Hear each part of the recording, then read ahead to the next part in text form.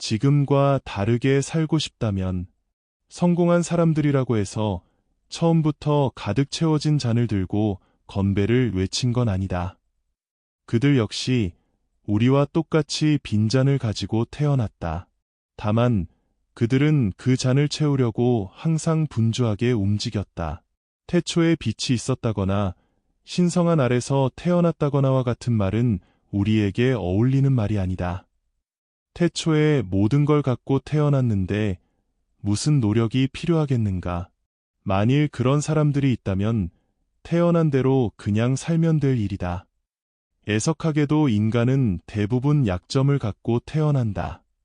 신이 강점만을 주지 않고 부족한 점을 만든 이유는 분명하다. 다 채워진 잔은 마시면 그뿐이다. 노력할 필요도 없고 그다지 재미도 없다.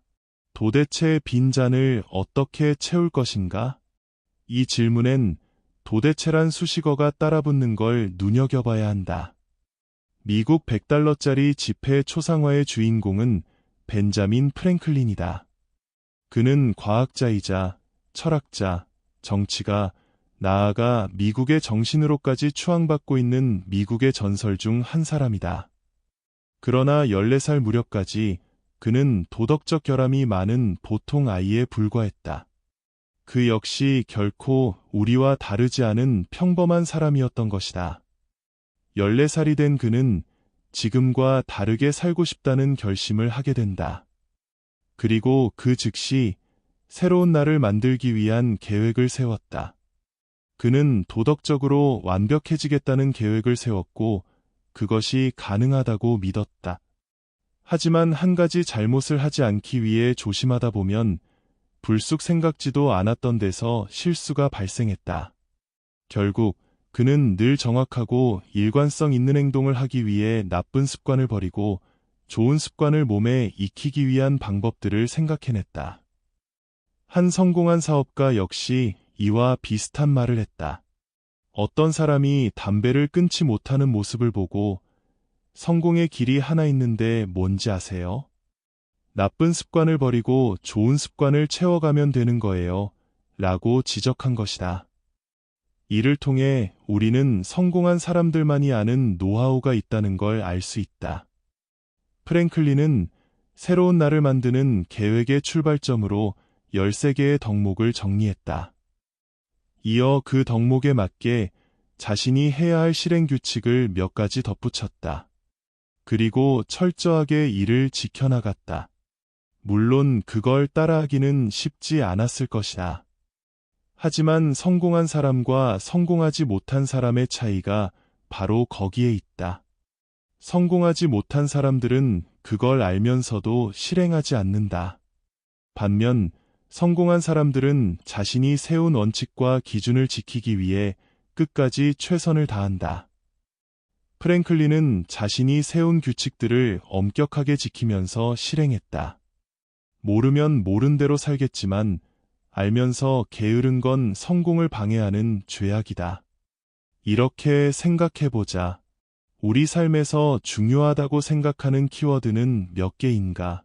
만약 10개라고 한다면 거기에 규칙 2가지씩을 붙이면 20개의 인생 규칙이 생긴다. 그 20개를 매일 지켜나가는 건 어떨까? 못 지키는 게 문제일 뿐. 20개의 공식만으로도 성공의 잔은 넘치도록 충분하다. 프랭클린이 세운 규칙을 보면 재미있는 것들이 눈에 띈다. 배부르게 먹지 말자라거나 건강과 잠자리를 위해서만 잠자리를 하자. 몸이 해가 될 정도의 잠자리는 갖지 말자는 얘기들이 바로 그것이다. 사실 이런 규칙들일수록 지키는 게 쉽지 않다. 하지만 프랭클린은 이 덕목들이 자연스럽게 몸에 배이는 습관이 될 수 있게 매일매일 노력을 아끼지 않았다. 먼저 그는 한꺼번에 전부를 얻기보다는 한 번에 하나씩 하는데 집중했다. 첫 덕목이 완성되면 두 번째 덕목을 시작하는 것이었다. 덕목의 나열 순서는 이루기 쉬운 것부터 어려운 순으로 정했다. 첫 덕목에서 실패하면 사람들은 쉽게 포기하고 하기 싫어한다는 걸 이용한 것이다. 이를 감안하면 프랭클린의 방법은 매우 현명했다고 할 수 있다. 다음으로 그가 중요하게 생각한 것은 점검의 기술이었다. 오늘 한 일이 무엇인지, 할 일을 빠뜨린 것은 없는지, 규칙에 어긋난 것은 없는지 등 세 가지 측면에서 생각하되 생각하지 않으면 잠들지 마라. 그는 점검을 위한 수첩을 만들어 하루도 빠짐없이 매일 체크를 했다. 만약 잘못한 게 있으면 검은 점을 찍고 반성했다. 주마다 한 덕목씩 점검했으니 13개의 덕목을 반성하는데 13주가 걸린 셈이다. 그렇게 1년에 4번에 걸쳐 똑같은 일을 반복했다. 그렇게 한 결과 몇 년 후에는 점 하나 찍히지 않은 깨끗한 수첩을 가질 수 있었다. 잡초를 한 번에 다 뽑으려고 하면 매우 힘이 들어요. 한 번에 한 구석씩 뽑고 그 구석이 끝나면 다음 구석으로 옮겨가는 것이 가장 효율적이죠. 그는 수첩에 인상에 남는 잠언들을 기록해 매일 절절한 기도 문구로 삼기도 했으며 하루를 어떻게 쓸 것인가에 대한 스케줄표를 적기도 했다. 그의 삶에 낭비란 없었던 셈이다. 훗날 그는 자신이 좋은 습관을 만들었기 때문에 건강했고 명성을 얻었으며 사람들이 이야기하고 싶은 사람이 되었다고 말한 바 있다. 특히 좋은 습관을 통해 불행이나 시련이 있을 때 이겨낼 힘을 얻었다고 고백했다. 완벽한 인간이 될 필요는 없다. 그걸 꿈꿀 필요도 없다. 프랭클린이 인정했듯 군데군데 허점이 있는 인간이 오히려 더 매력적인 법이다. 단, 허점이 치명적 약점이 되고 그 약점을 만드는 나쁜 습관은 반드시 고쳐야 한다. 좋은 습관을 만드느냐, 아니냐는 결국 자신의 삶을 사랑하느냐, 사랑하지 않느냐란 질문과 맞닿아 있다. 결국 이것은 자신의 삶을 사랑하느냐, 사랑하지 않느냐의 문제이기도 하다. 이에 대해 프랭클린은 다음과 같이 말한다. 당신의 인생을 사랑하십니까? 그렇다면 시간을 낭비하지 마십시오. 인생은 오직 시간으로만 이루어져 있습니다.